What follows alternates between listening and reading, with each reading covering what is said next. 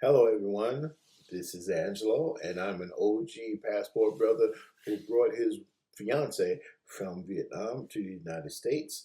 We got married, she's got a green card, and now things are very much in flux as the world is in total and complete chaos, and we're trying to avoid the melee before it happens. Stay tuned. So I just want to come right out and say Operation Vietnam, or I should say Operation Destination Vietnam. Every time I'm here talking to you guys, there is this weird sense of deja vu because I keep talking about Vietnam, and and after I talk about Vietnam, I look and I see all of these other influences, all of these other content creators, even news programs talking about Vietnam. And now what we have is the United States government talking about Vietnam and their decision to impose the highest tariff upon the Vietnamese nation. I believe it's 146%, which is utterly ridiculous. Hang on one second. I need to close my door. I'm back. So, all of this stuff is going on. Prices are high. Tensions are crazy. Polarization is at an all-time high. Racism out there in the world, American racism or Western racism, is at an all-time high in terms of activity and events that are happening. Um, the world is going crazy, and to make matters worse, prices are going higher and higher and higher and higher and higher. And there's no end in sight. So, one of the things that Nia and I have been discussing is where do we go from here? She's just now on the verge of getting completing her full-time citizenship, or not citizenship, green card. It was a conditional green card, now conditional permanent residency, and by the end of this year, it'll be full permanent residency. We won't have to do this again for, I think it's like 10 years, something like that. Anyway, so we're thinking about that. We're trying to strategize, but at the same time, we're looking at the changes happening in the United States, and we are not happy with those things. We are concerned.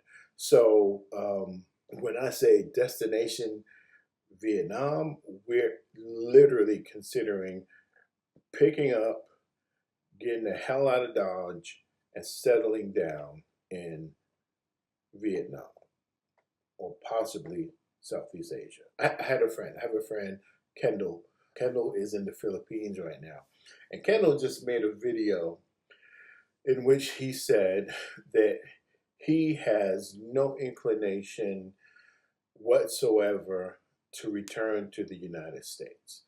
He has no desire to return to the United States and deal with the high cost of living, deal with the westernized dating culture, or to deal with just single life as an African American man back in Los Angeles. So his reasons completely not political.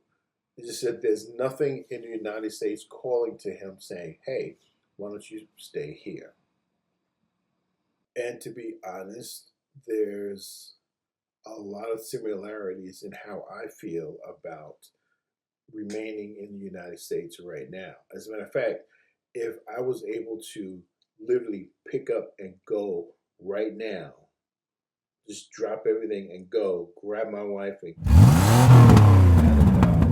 I would do so. Obviously, that would be financially irresponsible, but that's what my thinking is, because at this point, I believe that I would fare better emotionally, financially, and psychologically and socially outside of the United States than I would here, because who knows what's going to happen in the next 2 to 3 years. And I'm not going to try to get too political, but I will say that, I've been talking a lot about Vietnam and things happening in Vietnam, and those things have been coming to fruition. And people are paying attention, and some people are doing bad things as a result. Um, but my wife and I have been discussing this for some time, and we both feel like it may be time to make a move, to weigh all of our options and make a decision and just put that plan into action. And as we sit back and we think about everything that's available to us, we come up with some interesting concepts to kind of explore. And one of them is van life, because the high price of housing has driven a lot of people to temporarily live in their van. And for other folks, just want the freedom to be able to go anywhere in the United States that they want to and still earn a living and not have that huge nut called rent or mortgage weighing down on their shoulders. Um, and I sit back and I imagine how much money I could save, how much money you could save if you didn't have that tremendous and outrageous rent payment that you have to make every month, and how much your standard of living would change if you didn't have that huge weight on your shoulder, that huge financial burden on your shoulder every month. So my wife and I are thinking about van life. We're also thinking about, hey, well, suppose trying to get the remote jobs or the remote work or the freelance work that makes van life accessible. Perhaps that's too difficult. What do we do in the meantime? Well, we thought about, becoming a husband and wife trucking team. We do OTR, on the road trucking, long destinations across the continent of the United States, and just, see what's out there and earn a living while we're at it. And so these are all of the things that we are putting together and hoping that they will shed some light onto the things that are available to us. Now, that said, obviously I still have some financial responsibilities. We want to make sure that everything is right and in a good place for that change. So we're taking it slow, but we would like to make some headway by 2026. So yeah, it's going to happen. It's going to happen soon. And in order to help these things happen, I'm exploring all of my options, because obviously I've got a good job. It has a lot of flexibility, but it's not my dream job. It's not my dream career by no stretch of the imagination.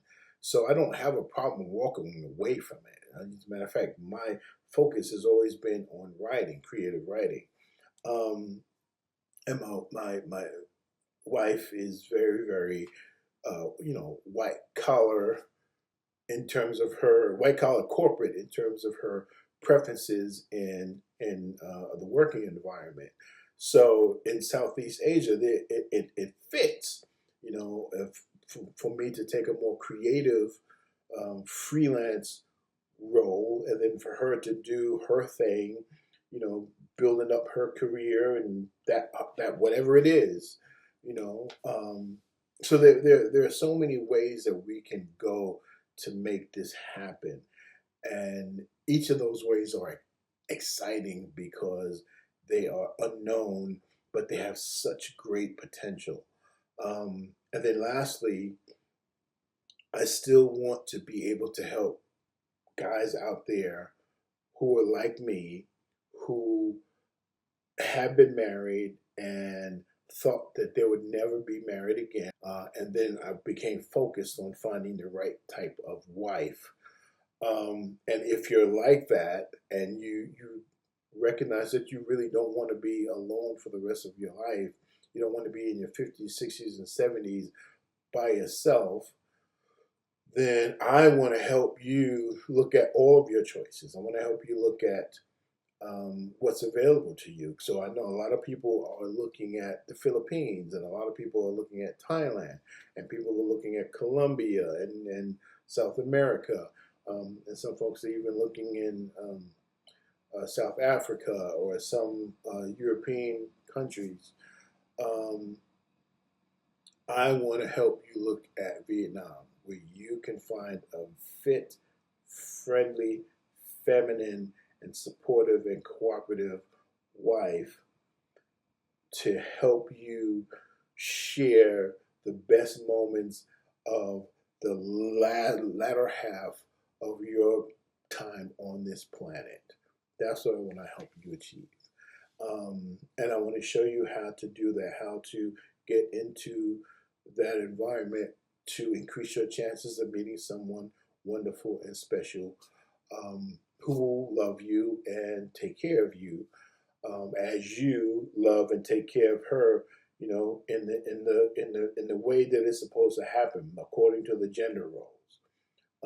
Because I've lucked out. I'm probably the luckiest guy on the planet, and I'm very happy about that. And I want to show other men like me that you can be just as lucky, just as happy, and just as grateful, in the latter half of your life. So leave a like, comment, and please subscribe. I'm still trying to get to 1,000 users so that I can monetize this channel. And once I monetize this channel, I'm one step closer to getting into that remote job kind of thing. So if you can help me out, I would appreciate it. Otherwise, I'll see you in the next one. Deuces.